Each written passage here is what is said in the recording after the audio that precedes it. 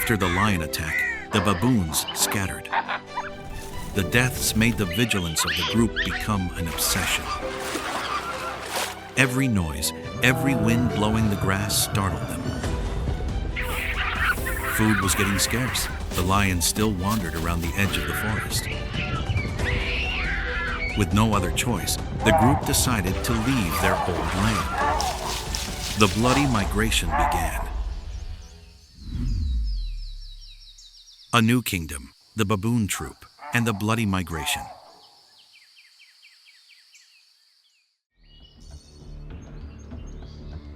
The sun had not yet risen high, but the air on the Kenyan grasslands was already heavy with fear.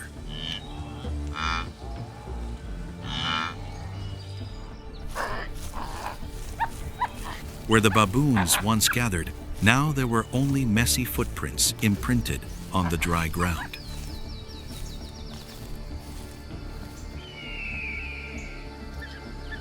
In the distance, the first rays of the morning sun shone through the mist, shining on the tree trunks that were dry and bent by the sun.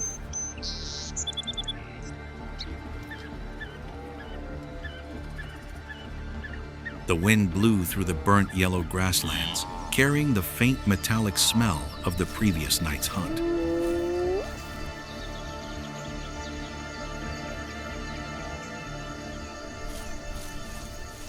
Somewhere, the lion's cry echoed low, far away, but enough to startle the entire herd, the instinct of vigilance rising strongly like a spasm in the heart.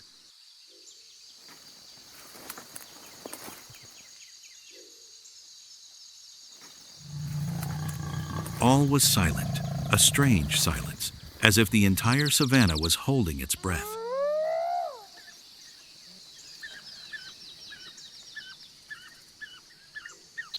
No more familiar chirping, no more herd calls spreading far in the wind.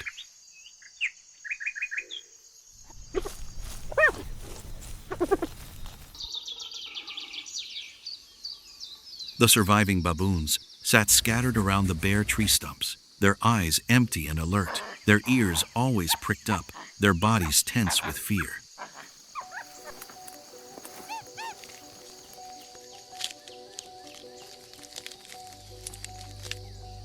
From a high mound of earth, the leader stood upright, looking towards the red horizon.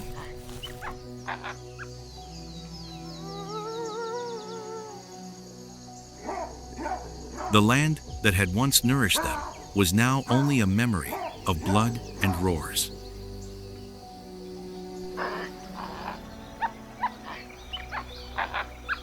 And in that cold dawn, a decision was formed.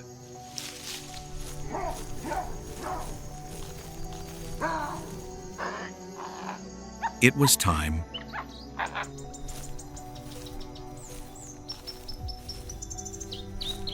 to leave. As the first rays of sunlight reached the ground, the baboons began to move.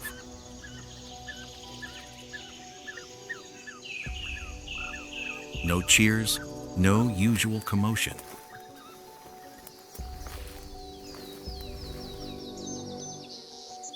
Only the soft sound of footsteps on the dry grass, mixed with the sound of the wind whistling through the withered thorn bushes.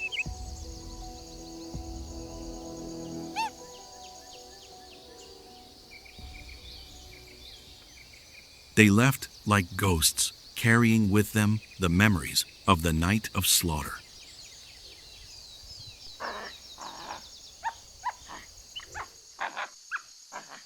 The leader led the way, slowly walking across the open land where the battle had taken place.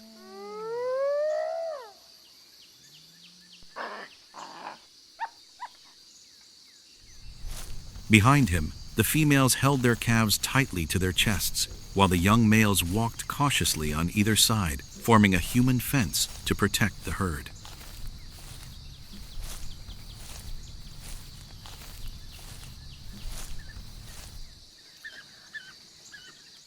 Their eyes constantly scanned the horizon, where the red dust still smelled of the predator.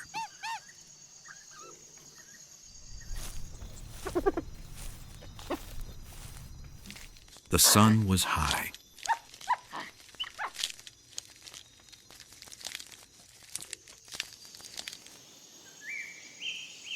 The heat seemed to weigh down the air, slowing all movement.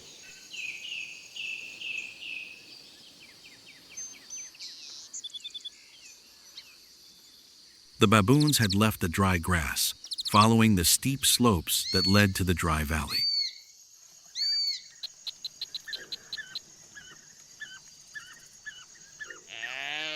In the distance, a herd of impalas grazed silently, a fragile piece in the scorching afternoon.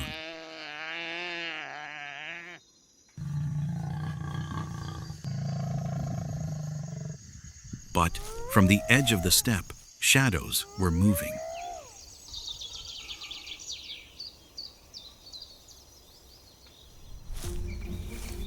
In the thorn bushes, a pair of cheetahs, the windswept predators of the grasslands, their bodies lean, their muscles coiled under their pale yellow-spotted fur.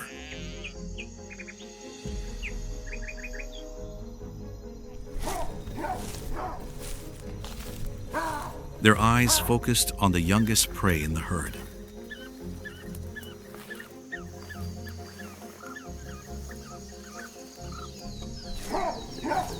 Every step, every breath, death was approaching.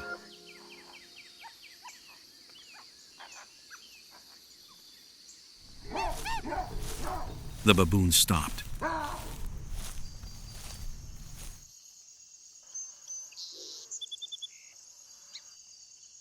From the high mound, the leader watched as his eyes caught the faint movement in the grass.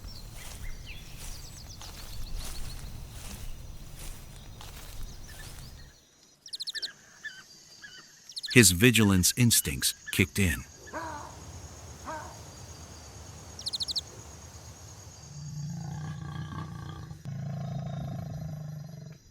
He was not afraid for himself, but for the young ones following behind.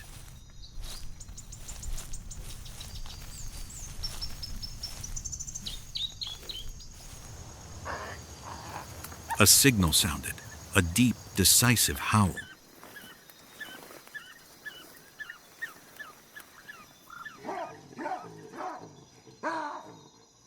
The whole herd immediately gathered.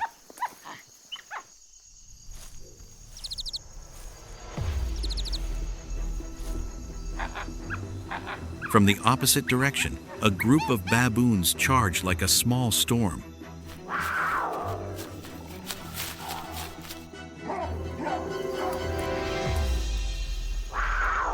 They charged straight at the cheetahs.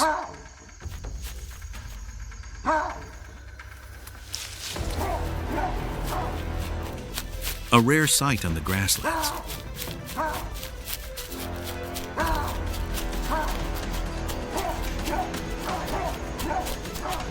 The cheetahs backed away, skidding on the ground, then darted away in a cloud of dust.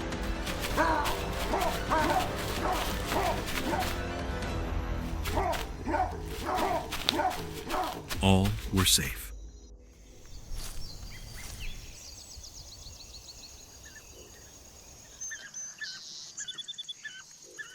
The herd quickly retreated north, continuing their unfinished journey.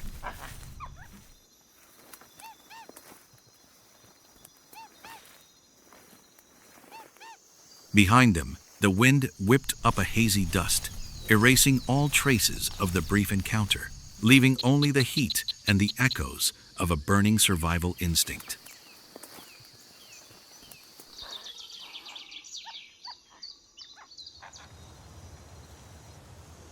The afternoon slowly descended on the Kenyan savannah.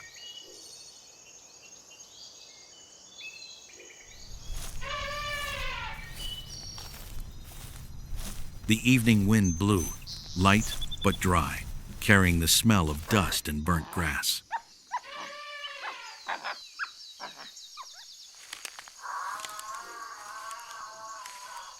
The last rays of sunlight slid down the backs of the baboons, dyeing their dusty gray fur a deep bronze.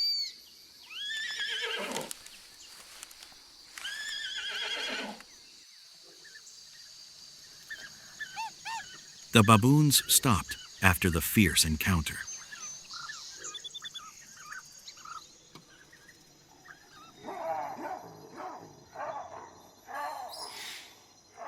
The whole group scattered under the low thorn bushes, looking for a rare bit of shade.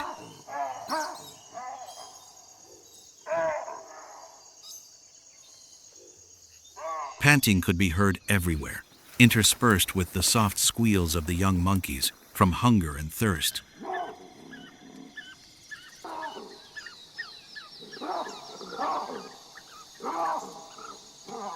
The sand was burning hot underfoot. The old water holes had dried up.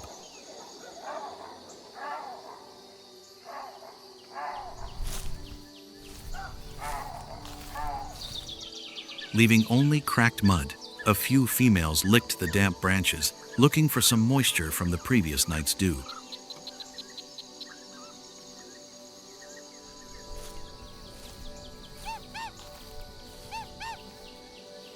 The new day passed. The wind carried the smell of wet soil and the scent of new grass, a scent that the steppe only gave to those who were persistent enough to survive until the end of the day.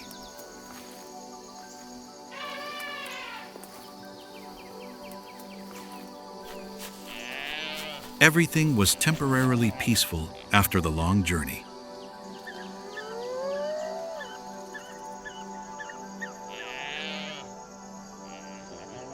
The white clouds gradually dissipated, covering them with a thin layer of mist, like the breath of life that had just been revived.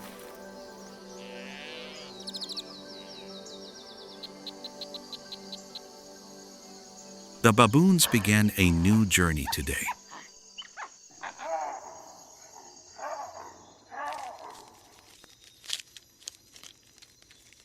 The whole group moved rhythmically across the damp slope, looking for a path and food.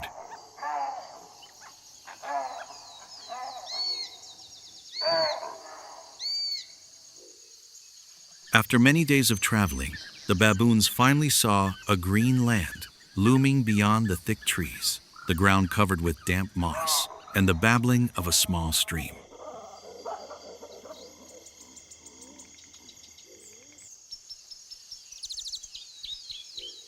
It was the promised land, a place of shade, food, and water.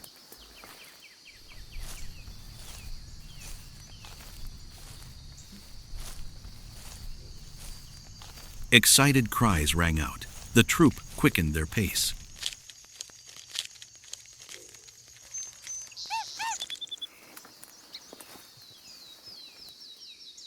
From within the shade of the trees, a few more pairs of eyes were watching.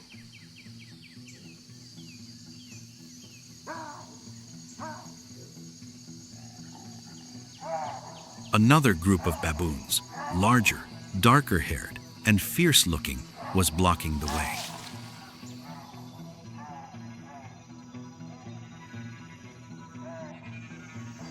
They had been here for a long time, and this forest was their territory.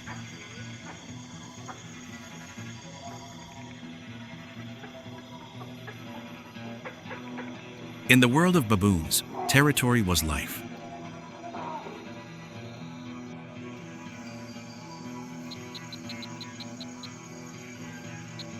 Losing it meant death.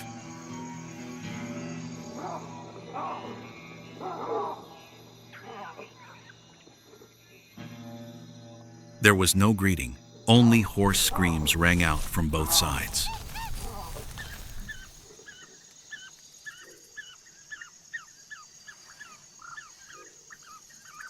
The air was thick, as tense as a bowstring.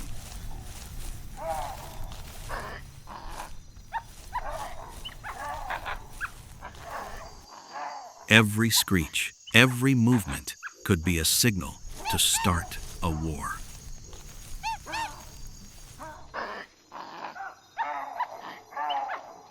Immediately, a fight broke out.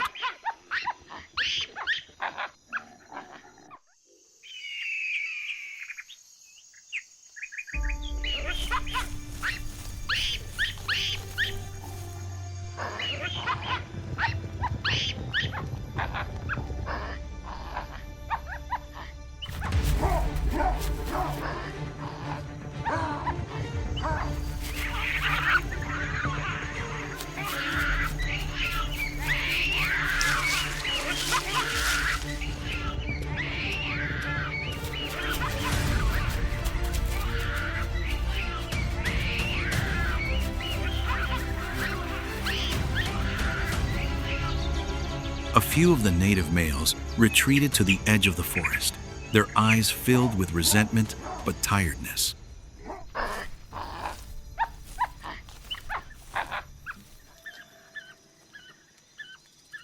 The herd, despite heavy losses, still held on. They had won.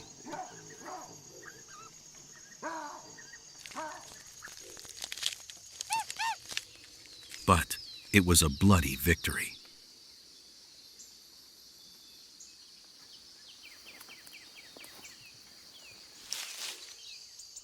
The sky gradually darkened.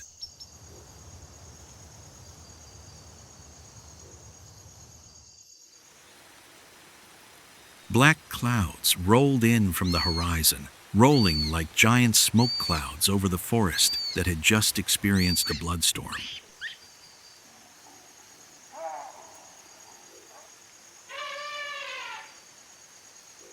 Then, in that quiet moment, the first drops of rain fell.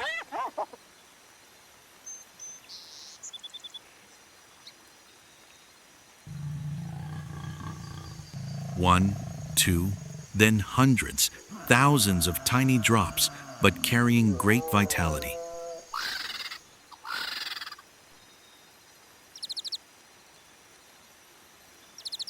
The ground bubbled. The red dust melted into thin mud.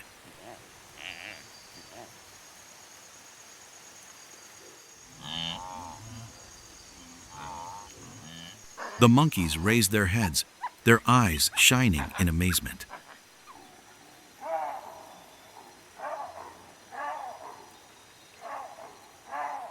The young ones reached out to catch each drop of water, a cool feeling they had not known for many days.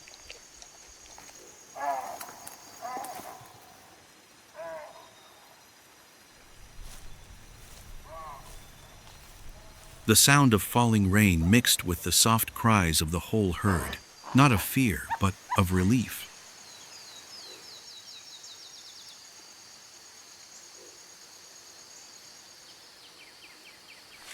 Against the dark sky, lightning flashed, illuminating each skinny body, each drop of water on the dusty gray fur.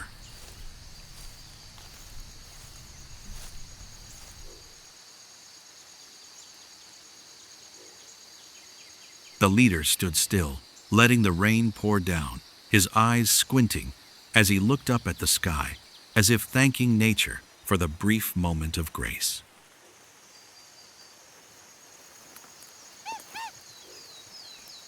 The next dawn,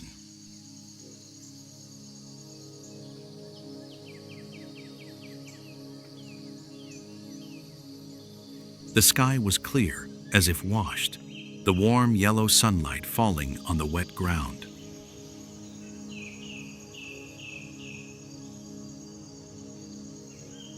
The air carried the scent of new earth, the scent of fresh grass, and the gentle humidity of rebirth.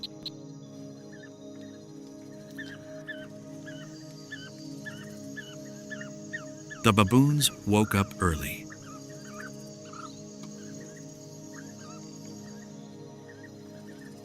Water droplets still lingered on their gray fur, their eyes shining in the new sunlight. No more screaming, no more smell of blood.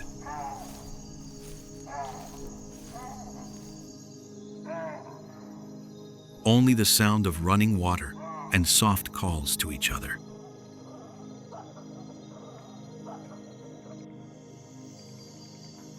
In the middle of the forest, life continued, as if no war had ever happened.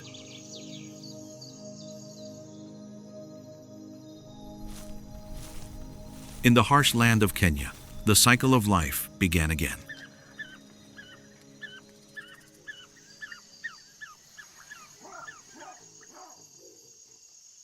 There was no victory, no defeat, only nature, and the small creatures constantly learning to stand up after each storm.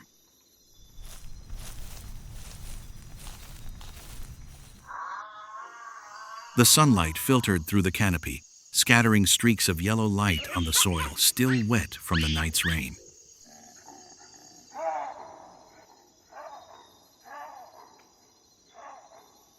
The baboons were settled in the new forest.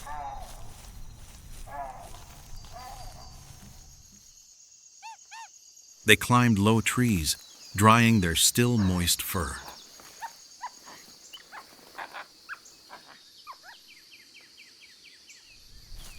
The chirping was no longer fearful, only the rhythm of life had returned to peace.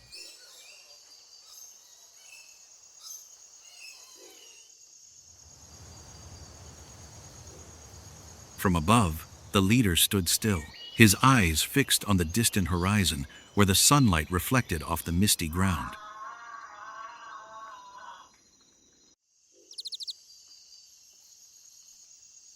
There, a red dust cloud rose, swirling in the wind like a giant living cloud.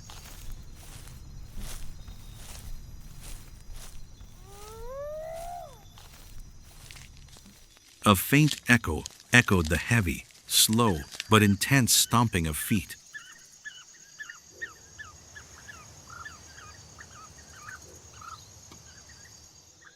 The baboon's instinctive blood made it realize something was coming.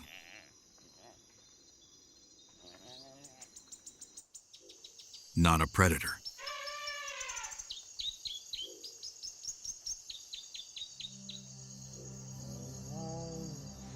Another force, ancient, enormous, and unstoppable.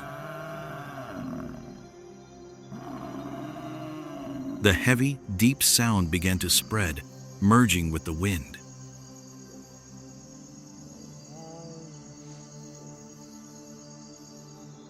From the horizon, the Cape buffalo appeared, like a black wave rolling across the sea of grass.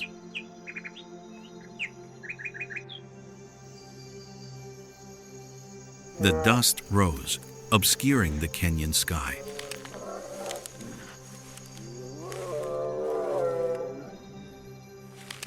And so, the cycle of the savanna continued to turn.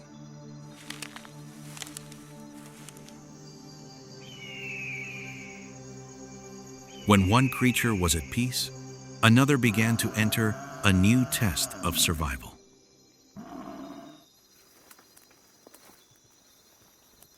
The ground shook under thousands of footsteps.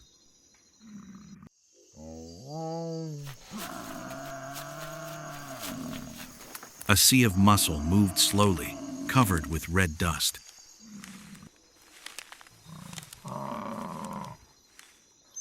The light reflected off their dark skin, making them look like giant boulders floating on a sea of grass. The Cape buffalo is a giant African beast, a symbol of strength, endurance, and absolute unity.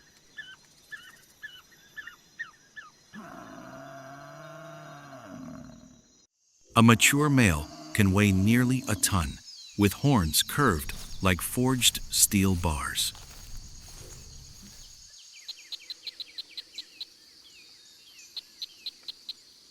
Each step they take echoes an ancient song of life into the ground. The herd moves in a tight formation.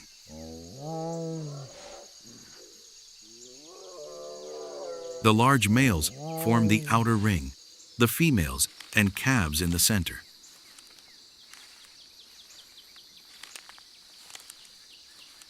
They are almost never separated because in this world, solitude means death.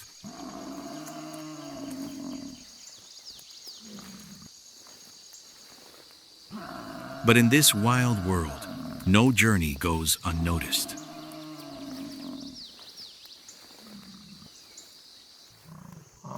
Behind the red dust, the lions have set off.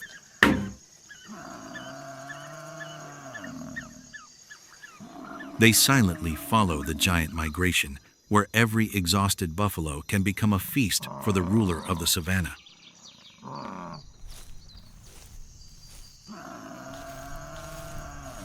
From the shade of the acacia forest, golden eyes shone in the early morning light. The lionesses, their bodies covered in dry dust, were moving slowly, silently, like shadows.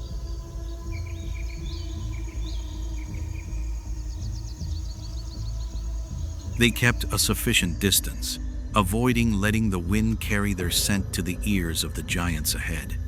On the steppe,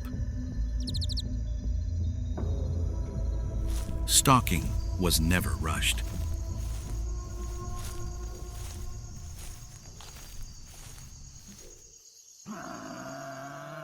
Lions were patient hunters. They could stalk their prey for days, just waiting for the moment an individual was separated from the herd.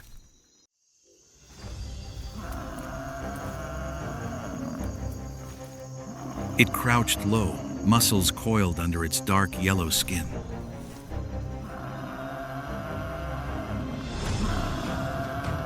The lion charged out.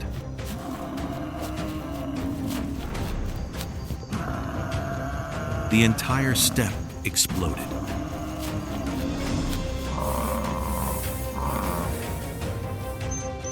The giant males immediately turned to counterattack, charging straight at the hunter.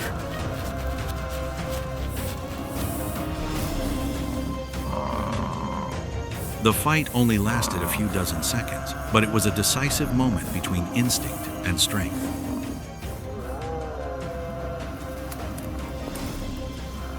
A powerful gore made the buffalo stand firm, throwing the hunter far away.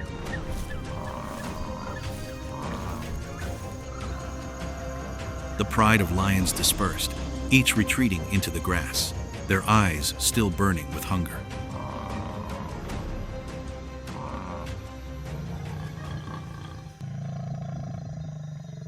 They had not given up. They were just waiting for another opportunity.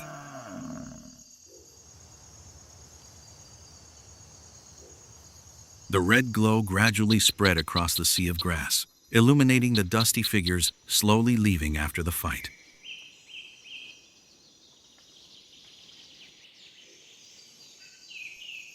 The Cape buffalo continued their journey, slowly but steadily.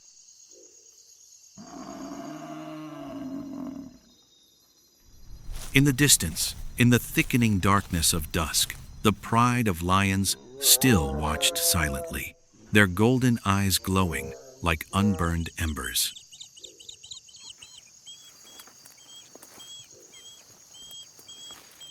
Both species understood that the fight between them was never really over.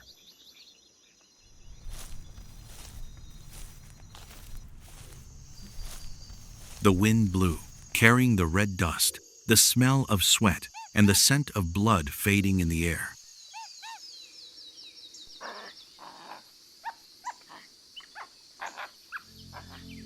On this endless savanna, each sunset was just the beginning of another day of survival.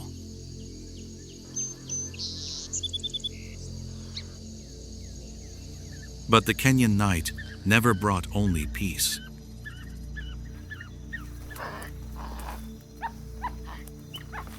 When the moon rose, the savanna changed color, and the predators became bolder than ever.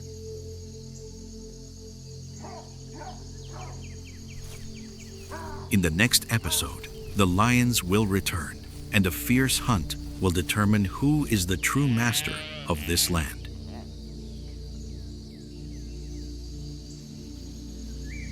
Don't miss it, because in the wild, every breath, every ray of light can be the last minute of life.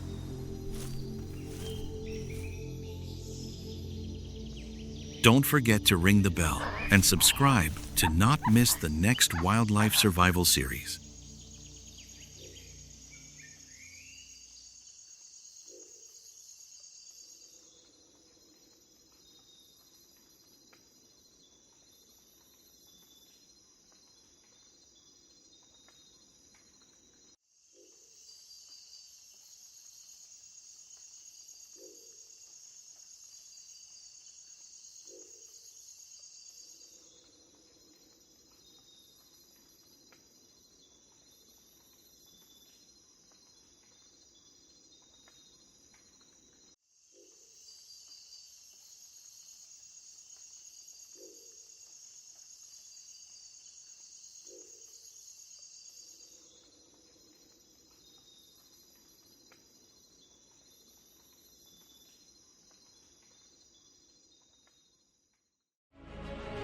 The drought chokes all breath.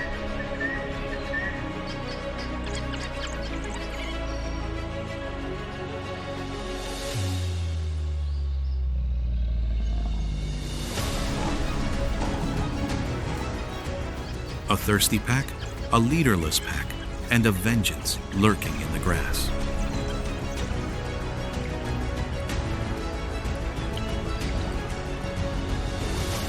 The Okavango is about to make its judgment.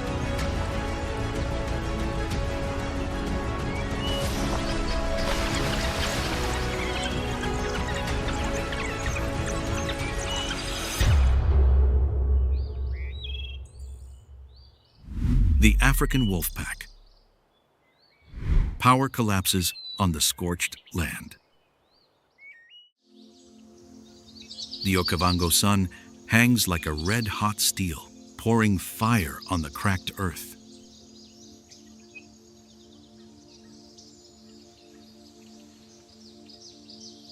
The air is thick, thick and heavy, as if it could be cut with a knife. Beneath the heat, dust glitters, mixed with the smell of fresh blood rising from a still convulsing body.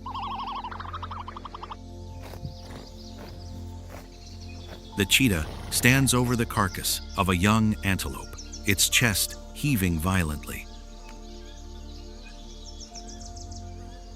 Its slender shoulders shake with each rapid breath, the heat from its mouth melting in the sun. The hunt has only lasted a few dozen seconds, but it has taken all the strength of the fastest animal on the planet. It bends down, teeth sinking into the flesh, cutting into small pieces.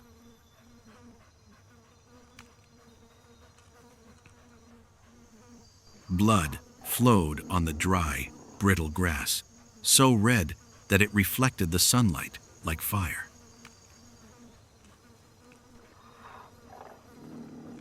The cheetah stopped, its ears twitching. A very small sound, like the rustling of grass or the sound of feet hitting the ground. It raised its head. The wind changed direction.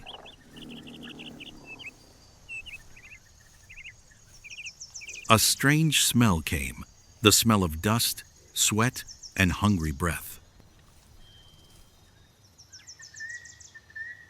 In the distance, amid the shivering heat, mottled black shadows began to appear.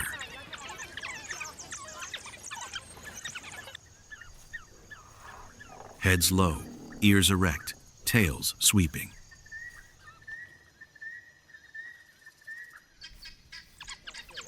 About 10 figures approached, the African wolf pack.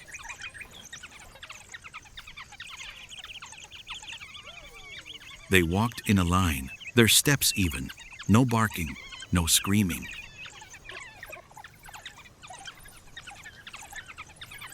Only the silence of those who kill to survive. The cheetah growled softly, a weak roar but a screech like a knife scraping on stone. It knew they had not come to share. The smell of blood had woken the Okavango once more.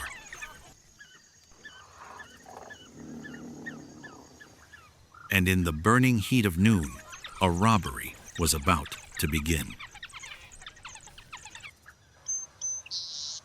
Space held its breath.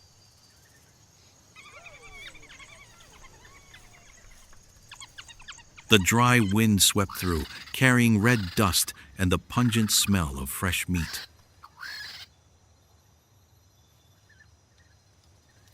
The cheetah stood in front of the antelope carcass, its back arched, its hair standing on end. Its eyes narrowed, a golden light shining between vigilance and despair.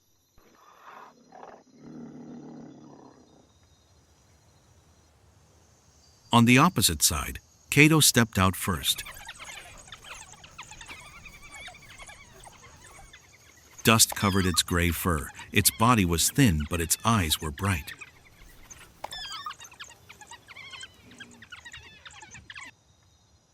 He did not roar, only walked slowly, low, each step with purpose.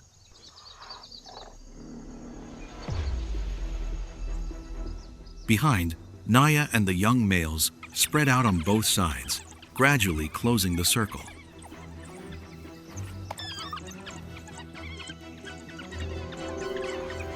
An unequal battle began.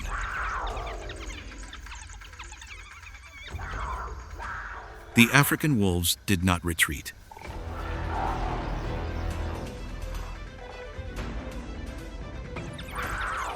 They were not fighting for territory, but for hunger.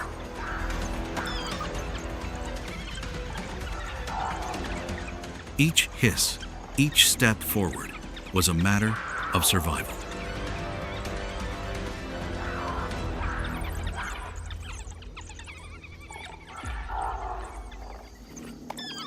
The cheetah gasped, retreating, but the surrounding shadows remained tight, sliding along like black smoke, roars.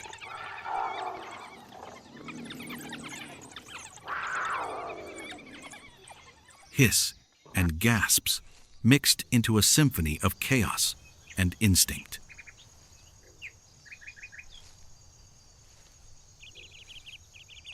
Without a word, Cato bent down, pulling the antelope carcass out of the reach of the defeated.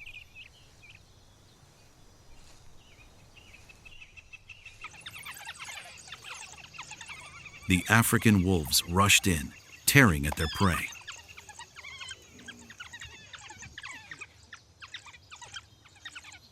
The sound of torn flesh and broken bones mingled with the dry wind whistling in the midday sun.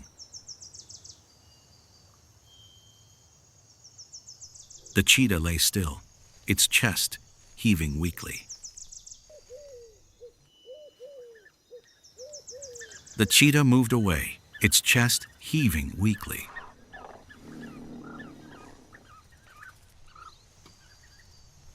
It raised its head to look into the distance where the dust still flew, where the black streaks of the wolf pack blended with the harsh light.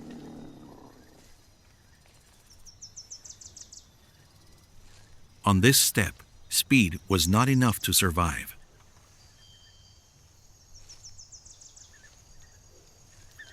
And in the dry season of the Okavango, the fastest hunter could also become the robbed. The sun slid down to its zenith. The air was thick with the smell of blood and dust, surrounding the African wolves' fiery feast.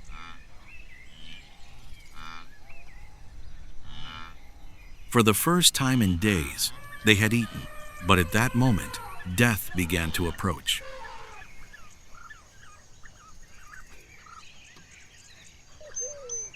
In the distance, in the heat rising from the ground, a giant golden shadow appeared. Its mane burned with bronze in the sun, each strand swaying in the wind. A huge lion, heavy and silent, as a storm gathering force before it explodes. It stops, inhales deeply, the smell of blood.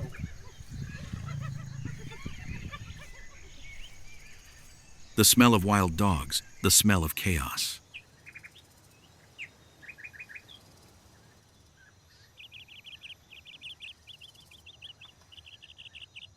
All of it combined into an irresistible invitation to the ruler of the steppe.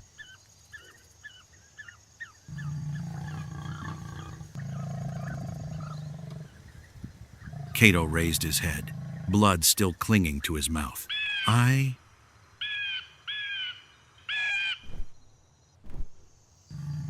A hoarse roar, deep and long, echoed straight into the bones of the earth.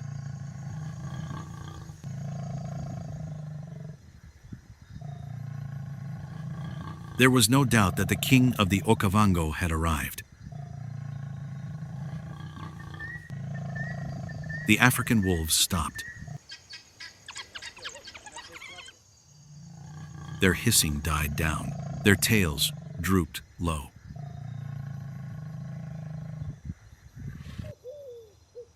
He tried to keep his formation, but his instincts were starting to waver.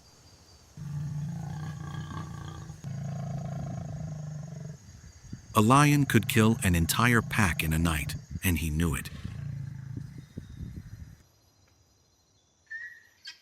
The African wolves staggered, retreating.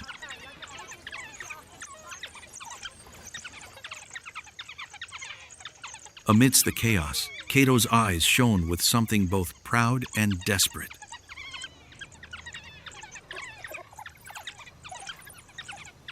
He had defeated hyenas, fought off honey badgers, protected his pack from endless hunger. But this time, he was facing the true king of the savannah.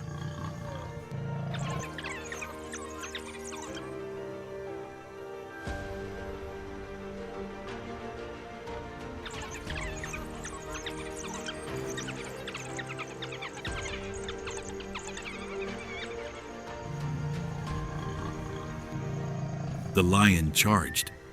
Dust rose, sand flew. The savannah held its breath.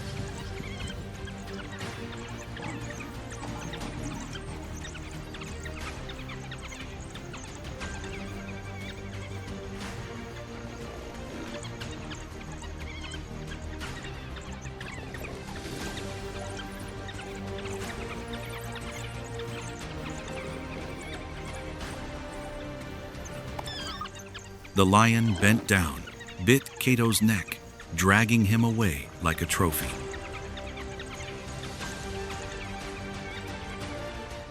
The African wolves scattered, their footsteps pounding like rain on scorched earth.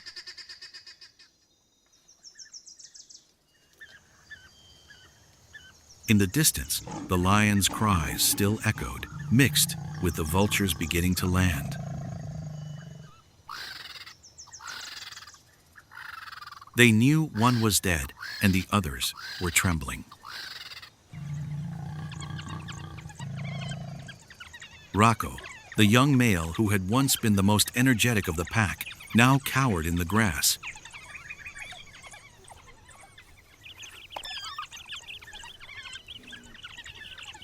His eyes darted constantly, his body trembling slightly with each gust of wind.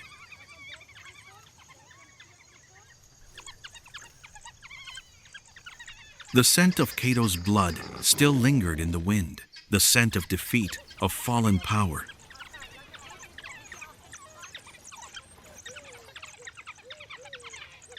The African wolves had once been a symbol of speed, of unity and discipline.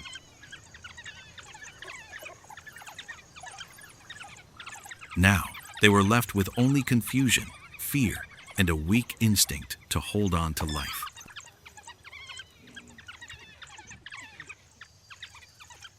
And in the afternoon wind, the vultures echoed like a farewell song for their former leader.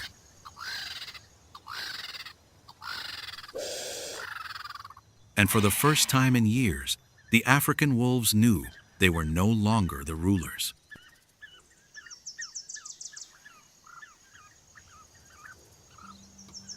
The Okavango dawned after a deadly night.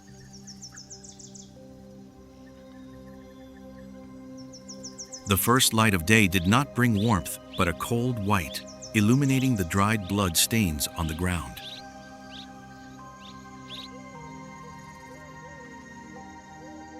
The sun seemed drained of its color, hanging in the sky like a pale ash. The Phil wolf pack moved silently across the land that had once been a battlefield.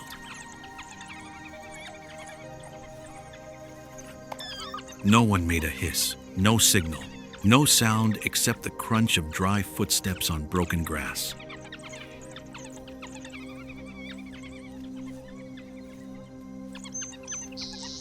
In the middle of the pack, Naya walked slowly, her shoulders heavy.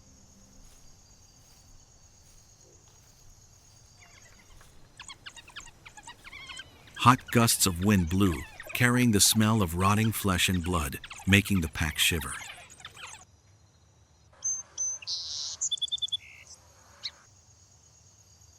No more precise formation, no more discipline.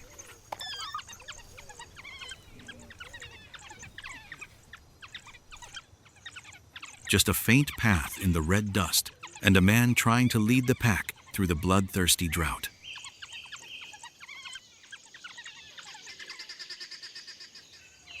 The Phil Wolf pack walked through the scorched grass, where every breath carried the taste of burnt grass and dust.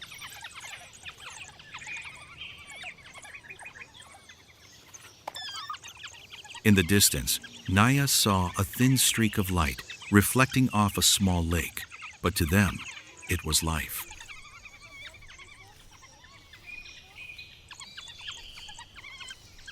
Heads bowed, eyes shining with despair.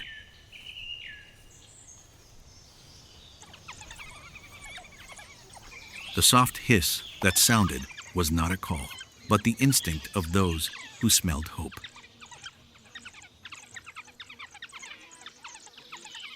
Naya led the way, walking slowly. She stopped.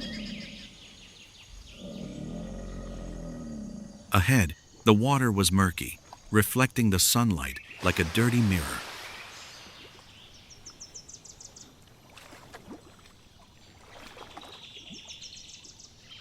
And then, right in the middle of the puddle, a pair of emerald eyes opened slightly, rising from the surface like two sparkling stones. The Nile crocodile. Africa's most perfect ambush hunter.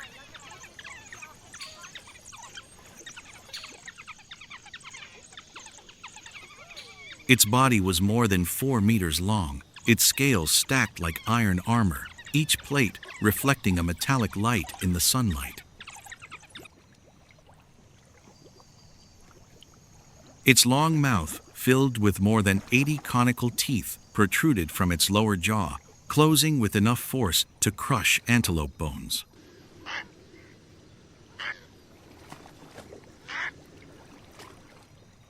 But now, it lay eerily still.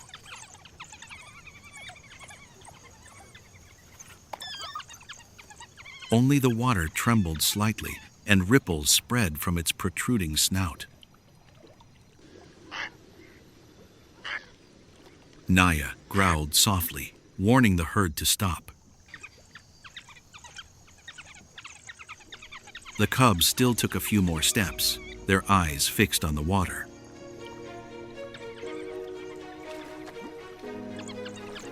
The thirst made them forget the smell of death lurking beneath the mud. A soft pop sounded as if the ground had taken a deep breath. Then, the water broke open. The crocodile leaped up, its entire body rising from the mud, water and mud splashing into the air.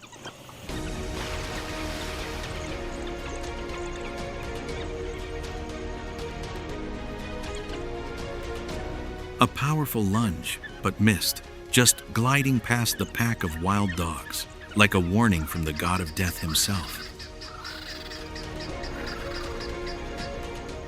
The slender legs quickly jumped back, the screeching sound rang out, dust flying everywhere.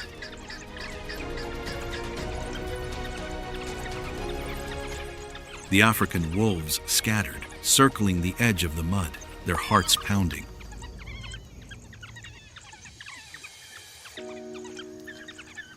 The crocodiles fell, the water surged, then slowly slid back into the depths, leaving the lake bubbling, murky, and still as if nothing had ever happened.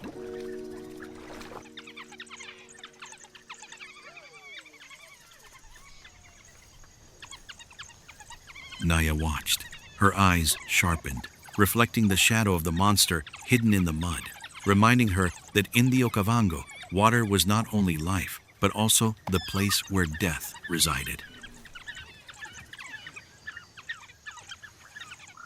The afternoon slowly fell on the Okavango Delta.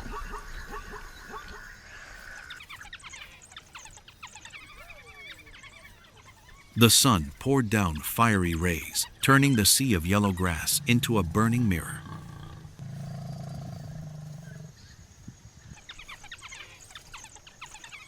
From afar, a deep, thick, and steady sound rang out like the heartbeat of the earth.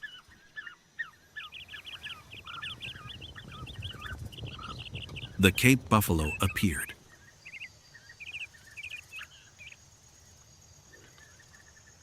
More than 100 of them, their huge bodies covered in black-brown fur, their shoulders high, their heads heavy with crescent-shaped horns.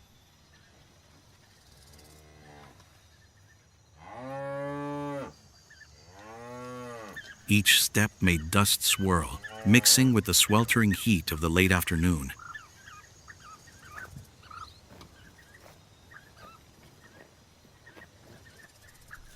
They moved slowly but orderly, each individual close together, like blocks of living steel.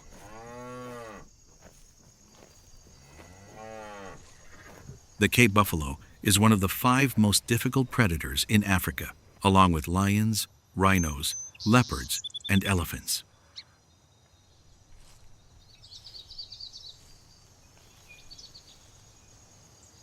An adult weighs up to 900 kilograms, and its gore can throw off a lion.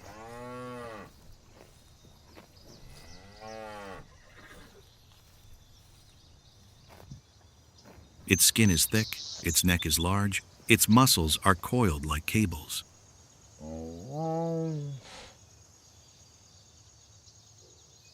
The horns are fused at the base to form a bony shield called the boss, hard enough to withstand a full-force bite from a male lion.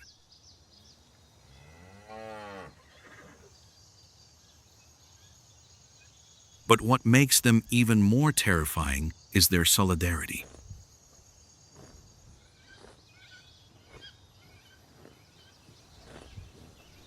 When one is attacked, the whole herd will turn around. They formed a living wall, roaring, charging straight at the predator, a rare herd-protecting instinct in the herbivore world.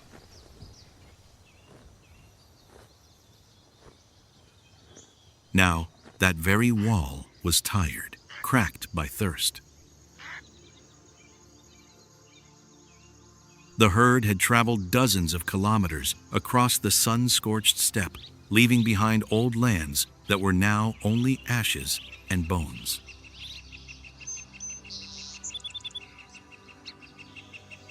On each buffalo's back, the dry mud peeled off, revealing old gray scars from battles with lions, crocodiles, and even hyenas.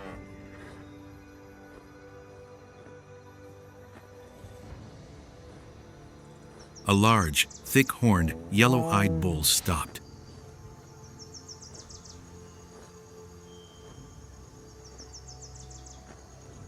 He roared hoarsely, echoing like thunder.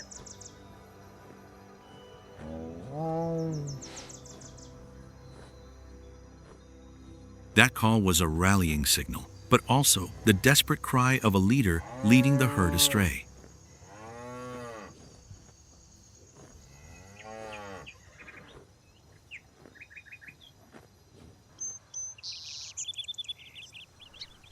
They had left their annual migration route, lost deep into the dry, cracked land of the African wolf pack.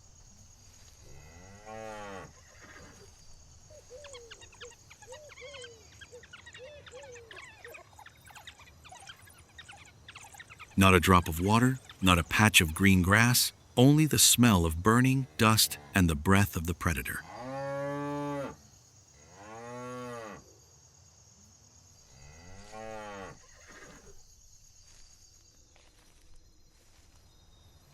The wind changed direction.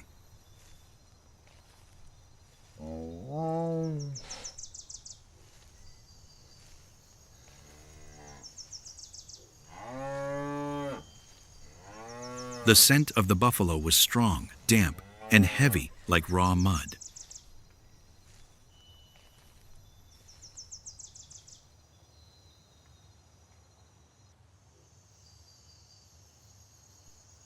In the thick grass, Naya raised her head.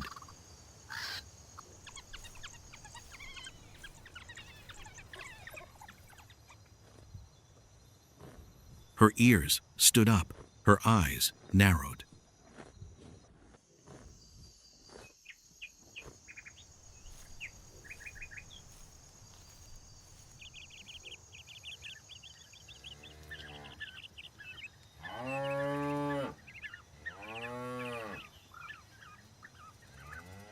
The herd stopped. Each nose twitched slightly.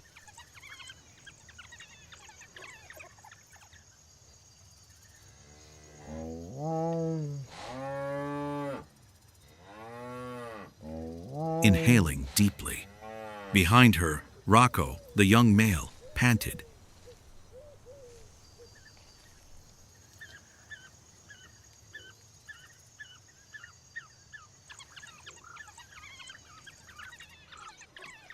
His eyes shining with hunger and excitement, he hissed softly, lowering his head as a silent signal to the herd.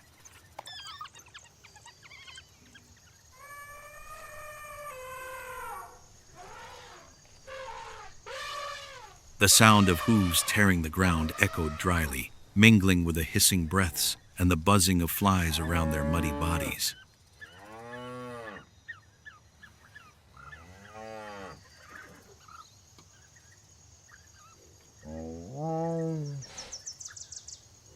The African wolf pack remained hidden.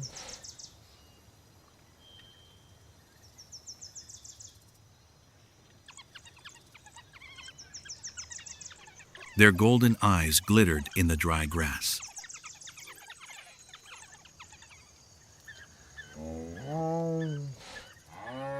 Each understood the opportunity before them, but also the death sentence if they made a mistake.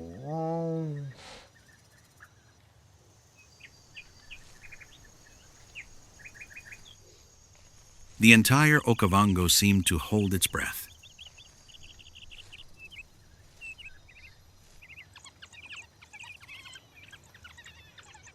The wind stopped blowing, the dust stopped flying.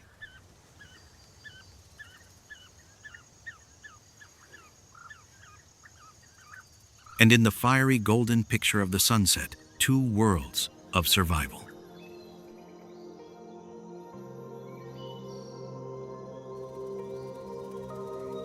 The hungry wild dogs and the resilient giants were looking at each other, preparing to write a new chapter in the battle for survival.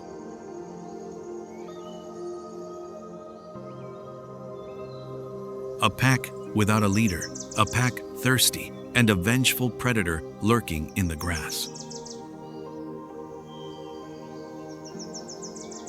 The next episode will determine the survivors.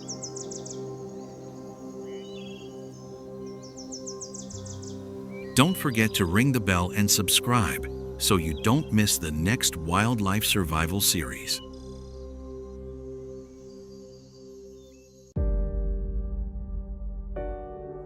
In the middle of the dry, sunburnt grass of Africa, where speed is the key to survival, the most absurd chase in the savanna is about to take place.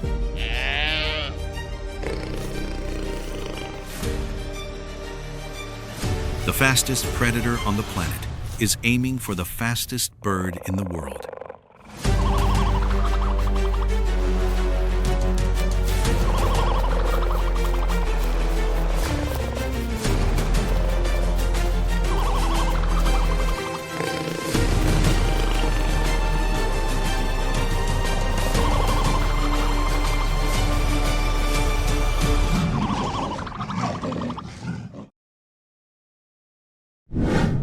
Cheetah chases ostrich. The unthinkable battle. The midday sun spreads down on the plains like a red-hot knife.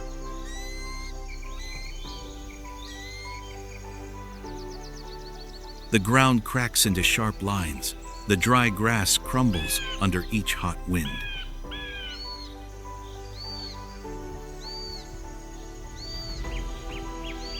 On the vast savanna, there are no large trees, only low mounds and a few clumps of young grass gasping in the heat.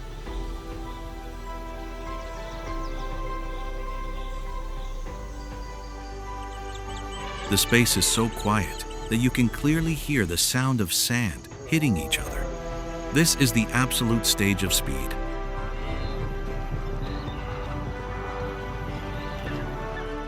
Where any creature that is careless for a second will pay with its life.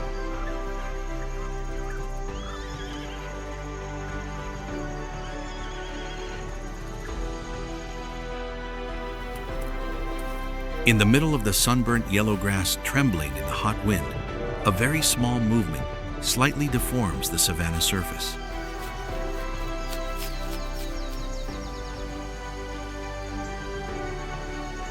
Not the sound of footsteps,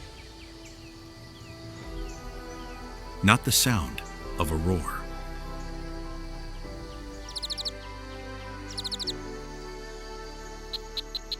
Just a thin, spotted line sliding along the ground like a midday mirage. The cheetah appeared.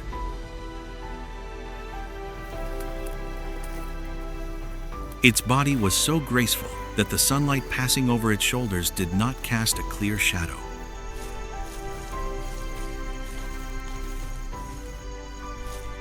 From a distance, it looked like a stream of water winding through the desert, hazy but full of life.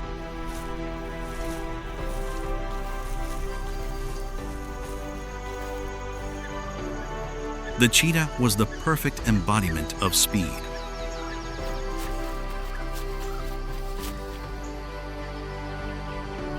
Every detail of its body had been fine-tuned by nature to serve the sole purpose of running faster than any other creature on the ground.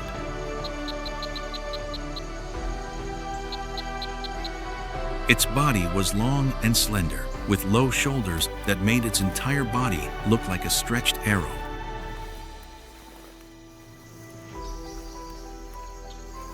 Its spine was so flexible that it could fold like a spring, allowing it to extend its stride far beyond that of any other big cat.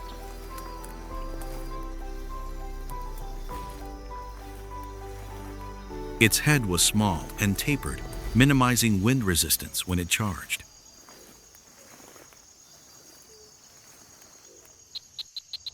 The dark amber eyes with two streaks of black tears extending down the muzzle are not only a distinguishing feature, but also help it reduce glare from the sun, maintaining extremely precise vision while running at high speeds.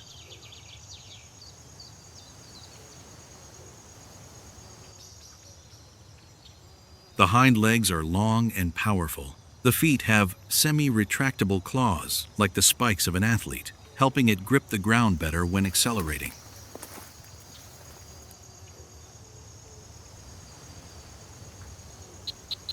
The rib cage is slim and light, but hidden inside are an unusually large heart and lungs, strong enough to pump blood and maintain breathing during breathless sprints lasting only a few dozen seconds.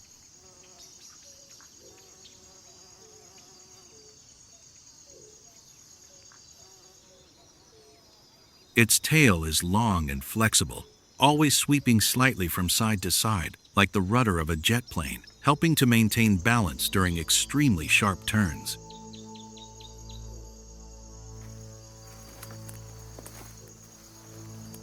Every muscle in this body was not born to endure, not born to ambush in the dark.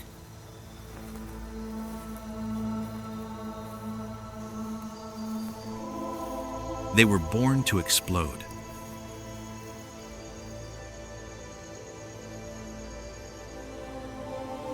That is why when the cheetah shifts its center of gravity to the ground, when its entire body is lowered, like a bow drawn to its limit, every creature on the steppe knows that its speed beyond its limit is about to be unleashed.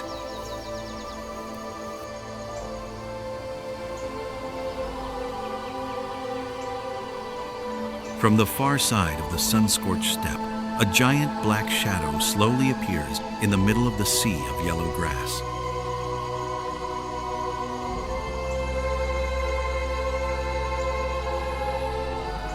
It is the ostrich, the fastest bird in the world, and also one of the most formidable creatures when cornered.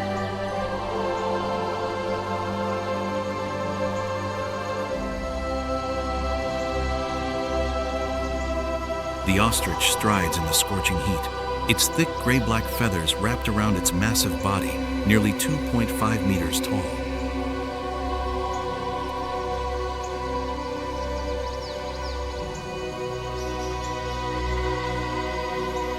Each of its steps hits the ground with a deep thud like a drum, causing fine dust to fly up with each powerful movement.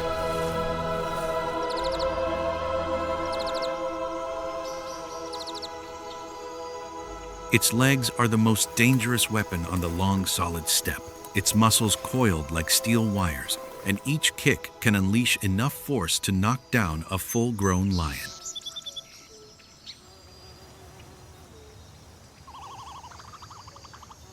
At the end of those legs are razor-sharp claws, with just one precise kick capable of ripping open the flesh of any predator that dares to get too close.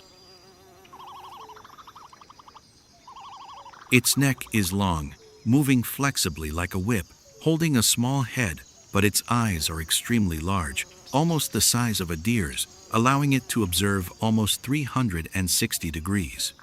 That is why ostriches are rarely ambushed by surprise.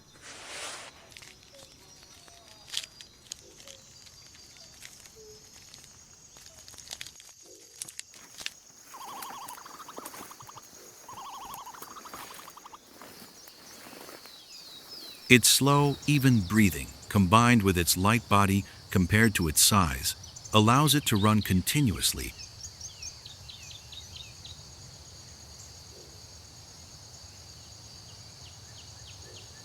at a speed of 50 kilometers per hour and accelerate up to 70 kilometers per hour when danger approaches.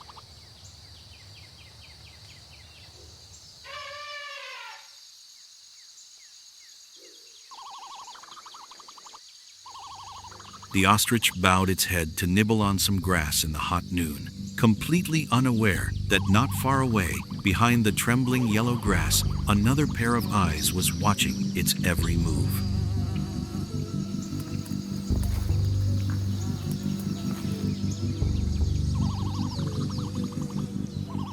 The strongest creature faced off against the fastest.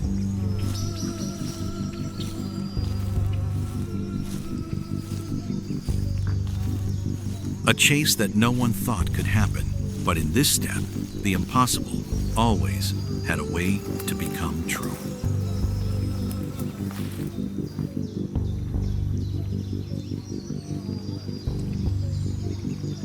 The ostrich continued to bow its head to nibble on the grass, carefree, as if there was no danger in the sea of sunlight.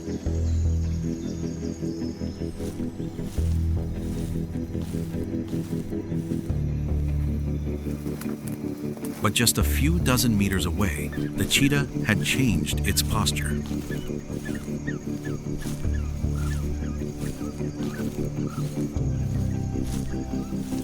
Its entire body lowered close to the ground, its tail stretched out, each muscle fiber under its spotted feathers tensed like a string that had reached its limit.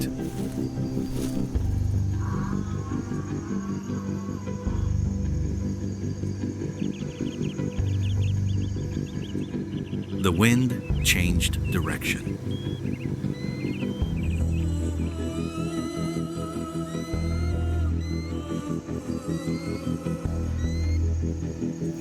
The ostrich's body scent was strong, warm, and very clear, flowing straight into the cheetah's nose.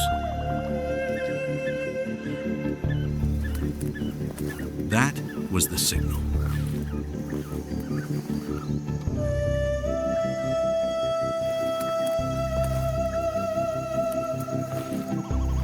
The distance between the two creatures was now as thin as the line between silence and a storm about to break out.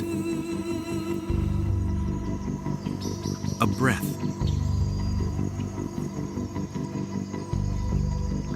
a gentle squeeze on the ground.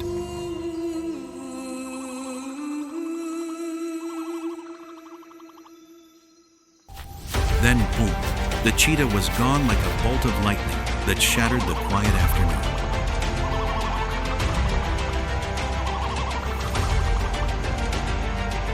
Dust flew under each kick.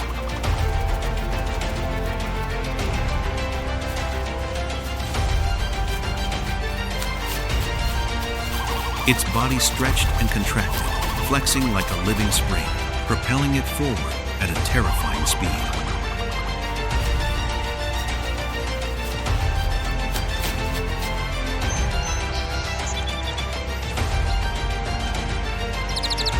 In a few short seconds, it had reached a point where no other animal could keep up.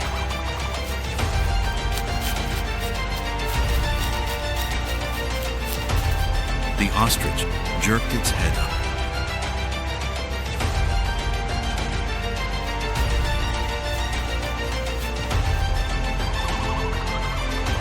The two fastest creatures on the planet, one relying on explosive speed, the other on long strides and endurance, were charging down an invisible line of death.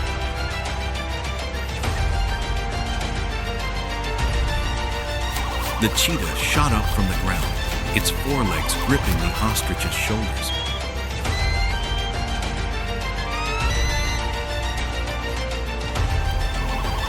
The impact was so strong that both of them spun sideways in the air, then collapsed to the ground with a heavy thud.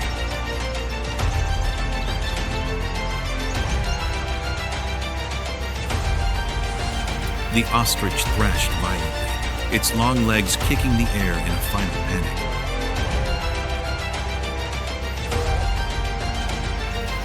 A low screech rang out. Then everything slowed down.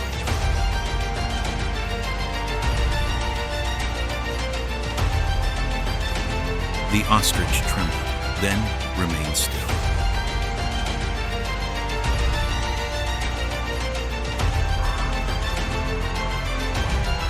Only the hot wind swept across the dry grass.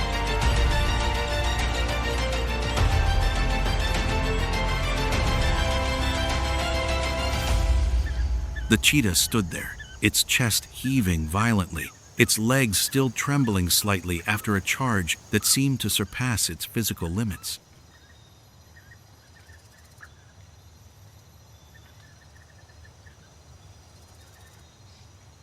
It bowed its head and lightly touched the neck of its prey, confirming its victory.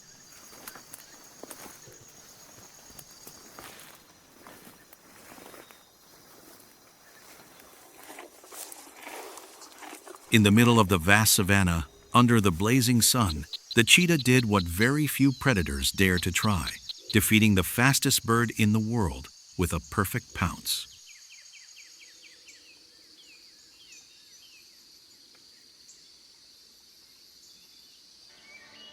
If you love eye-catching survival moments like this incredible speed battle, don't forget to follow the channel so you don't miss any breathtaking battles on the African savanna.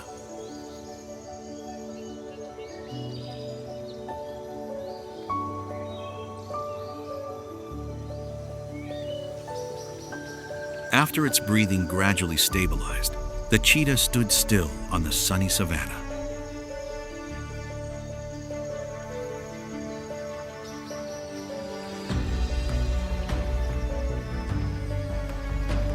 Victory was its, but its golden eyes did not shine with pride, only with urgency.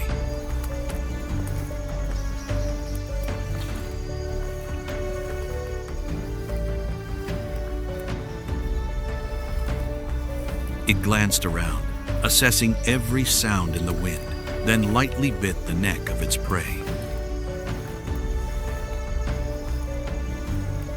Not to eat right away.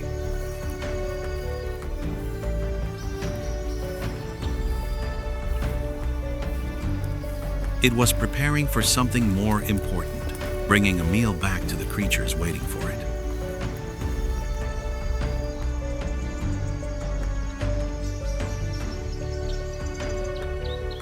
A dry whistling sound was heard.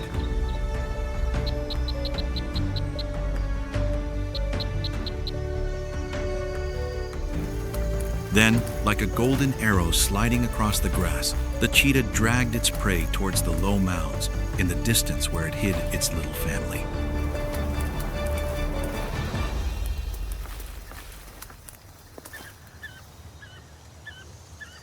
Between the tall grasses and a small clump of thorny trees, a hollow was covered with soft, dry grass.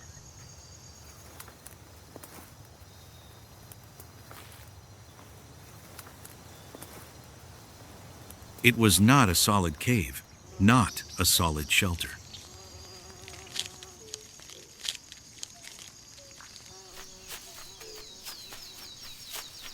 But for the cheetah, it was a nest, the only home it could make with its feet.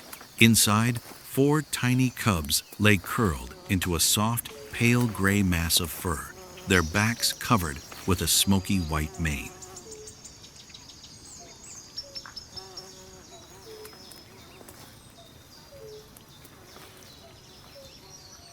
The mane was like thousands of fine hairs, creating the effect of making them look like honey locusts, a natural camouflage tactic that helped them hide from predators.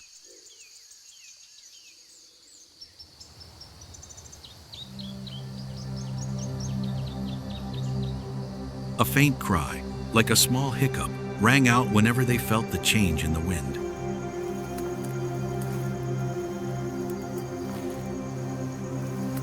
They were hungry.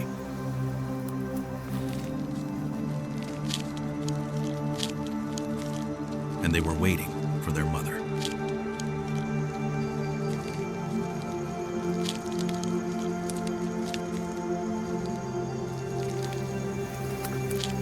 Unlike leopards or lions, cheetahs are solitary mothers. No herd, no pack.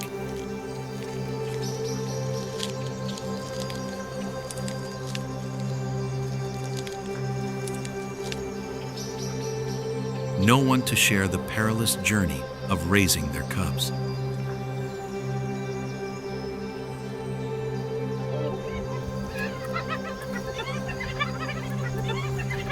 From birth until the cubs are old enough to hunt with their mothers, they rely solely on their protective instincts.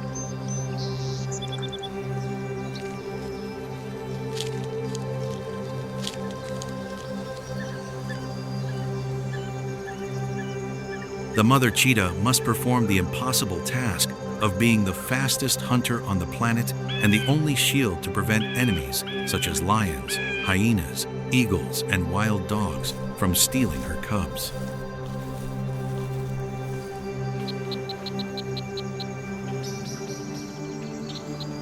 That's why she never eats on the spot.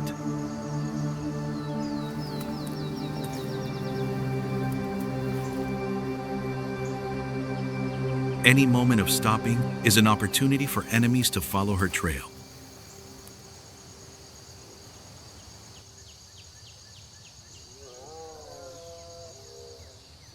The sunset covers the savanna in a fiery orange strip.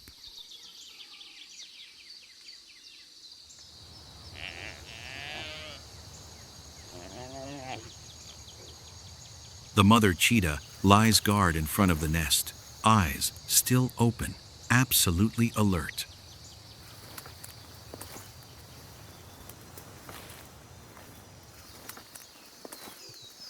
Inside, the cubs fall asleep next to the ostrich meat that their mother brought back.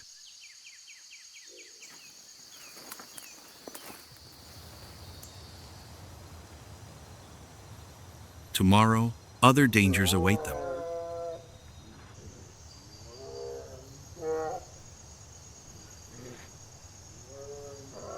But today, they are alive.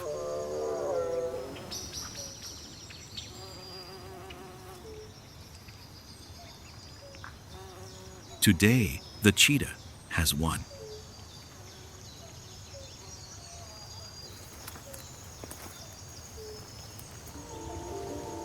In another part of Africa, where the afternoon sun stretches like golden strips on the grass, another family is raising their cubs, but in a completely different way than the cheetah.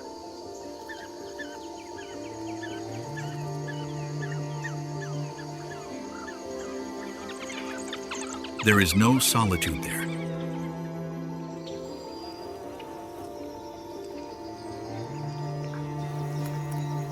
There is no one against the world.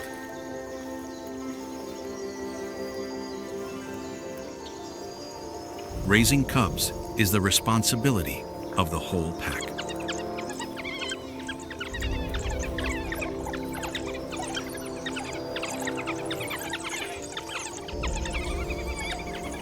The African wild dog, the most effective pack hunter on the savanna, is also the most social caretaker of all carnivores.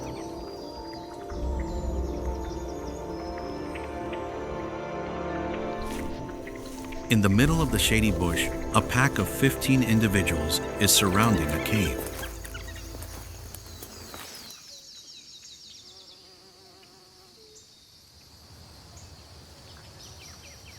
In the center, a slim but strong female alpha is lying next to 8 small, still-eyed cubs, their fur as soft as newly grown dry grass.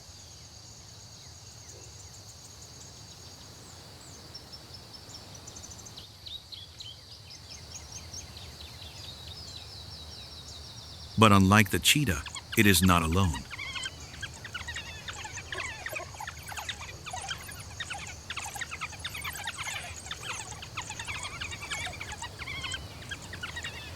Right outside the cave, 2 adult males stand guard, their large ears like radar dishes, constantly swiveling in all directions.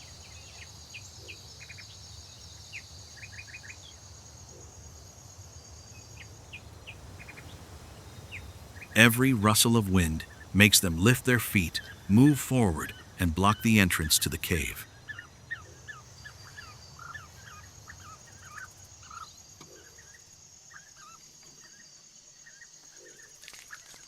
Further away, other males were running, dumping mounds of chewed food on their young, a very special act only found in wild dogs.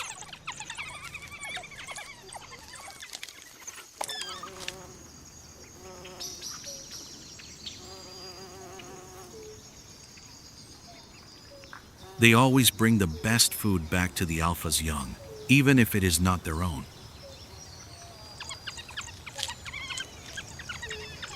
They raise their young as a team.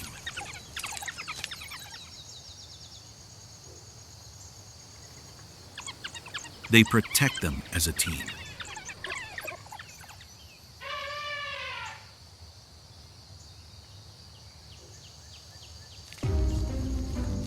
And when danger comes, they fight as a team.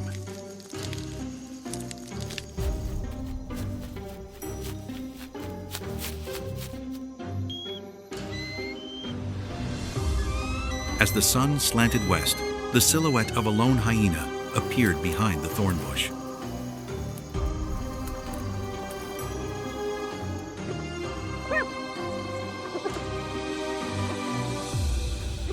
With just a glance, the whole pack of wild dogs immediately changed formation and stood right in front of the cave entrance. The remaining ones moved around to the left, a perfect tactic as if pre-programmed.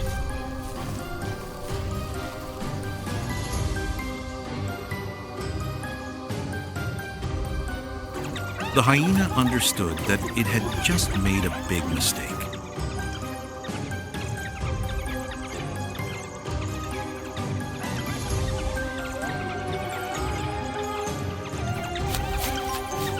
No species on the savanna protects its young as effectively and persistently as the African wild dog.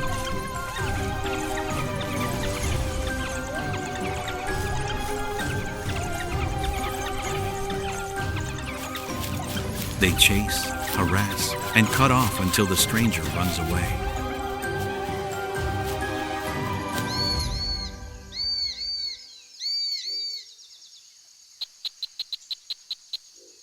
And only when the danger is completely gone, the pack of dogs returns, gently licking the fur of the young that are crying softly in the cave.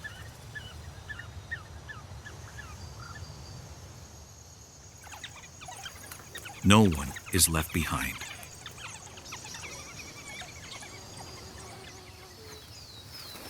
No one has to grow up alone.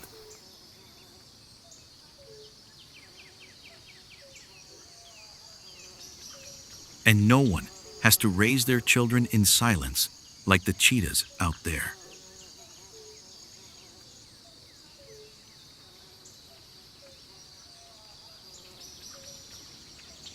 African wild dogs are not only masters of tactics when hunting, they are also the most devoted fathers and mothers the Savanna has ever produced.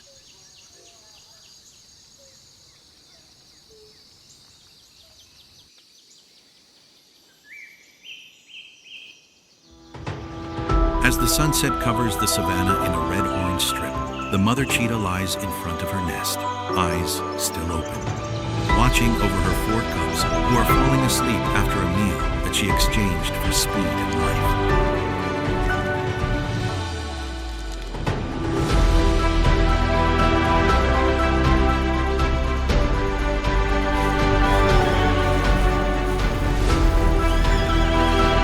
In this vast world, there is no moment of true safety, only creatures that grow stronger every day to continue to survive.